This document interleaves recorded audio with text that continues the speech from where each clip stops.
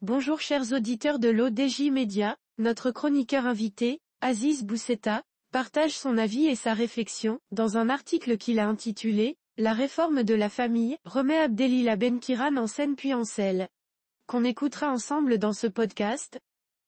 Notre journaliste ouvre sa réflexion de la manière suivante. Le 30 mars dernier, le chef du gouvernement Aziz Akanouche, en sa qualité de mandaté par le roi, pour constituer une instance chargée de la réforme du Code de la famille, a reçu le rapport tant attendu. 6 mois après avoir reçu la lettre royale et dans le respect du délai fixé dans cette lettre.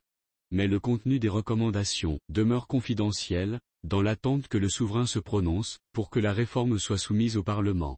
L'affaire est sociétale et donc éminemment politique. Elle place Abdelila Benkiran en embuscade. Immédiatement après la remise de leurs conclusions par les membres de l'instance à M. Akanouche, les fuites ont commencé, les fameuses tasribat.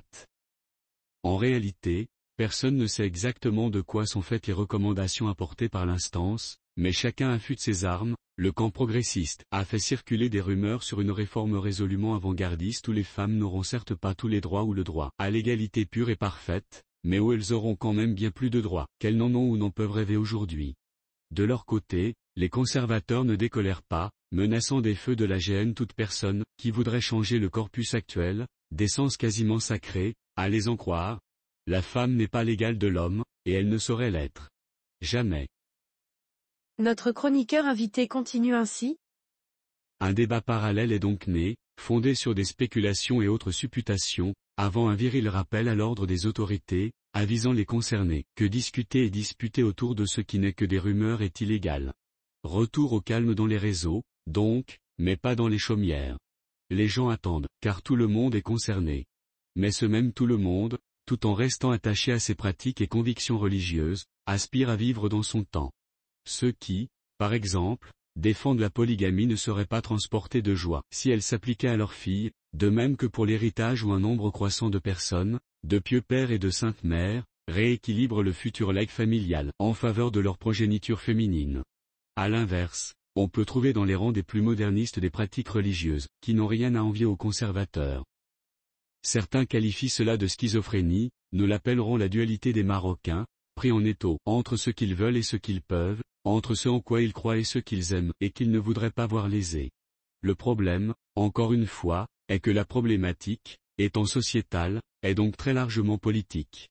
Or, dans le royaume, la société se meut entre son atavisme obligé et son nécessaire progressisme, et la politique, en toute simplicité, se meurt. Cela est, sans ironie, du pain béni pour Abdelila Benkiran et son PJD, avec en prime et en renfort les différents prédicateurs, illuminés et éblouis par eux-mêmes et par l'étendue de leur savoir supposé.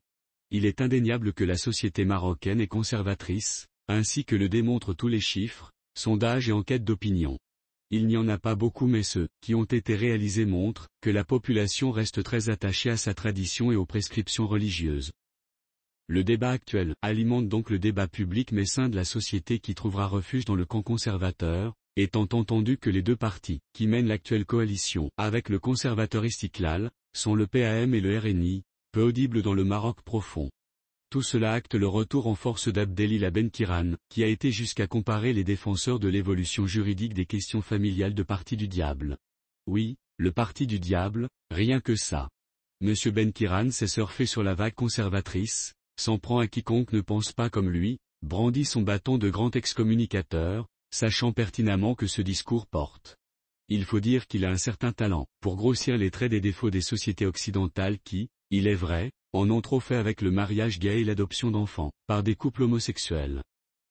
Puis, très habilement, si Benkiran illustre les positions modernistes en se référant très généreusement à la France, son histoire et sa société, il sait pertinemment que l'actuel climat de franche islamophobie régnant dans l'Hexagone mobilisera ses ouailles contre les progressistes marocains.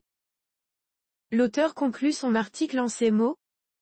Or, si dans cette affaire, sur le plan politique, l'Istiklal est l'allié objectif du PJD, que le PAM avec sa direction à 3 têtes ne s'exprime qu'avec ses 2 têtes gouvernementales, le RNI, chef de la majorité, brille par son silence et son manque d'idées et cède ainsi le terrain aux conservateurs, une situation très habilement mise à profit par la mouvance conservatrice. M. Benkiran, en véritable animal politique, a vite compris avec cette affaire de révision de la Moudawana était la chose et la cause, qui allait permettre à son parti de revenir au devant de la scène politique, et de régler quelques comptes au passage. Il ne se prive pas de ce plaisir, quitte à sacrifier sa gloire de 2011 et 2016. Ne dit-on pas qu'à vaincre sans péril, on triomphe sans gloire? Mais Abdelila Ben Kiran n'a que faire de la gloire si tant est que celle de Dieu demeure acquise et la sienne possiblement reconquise. Rédigé par Aziz Boussetta. C'est tout pour aujourd'hui sur R212. On se dit au prochain podcast de nos chroniqueurs invités, restez à l'écoute pour plus d'actualités.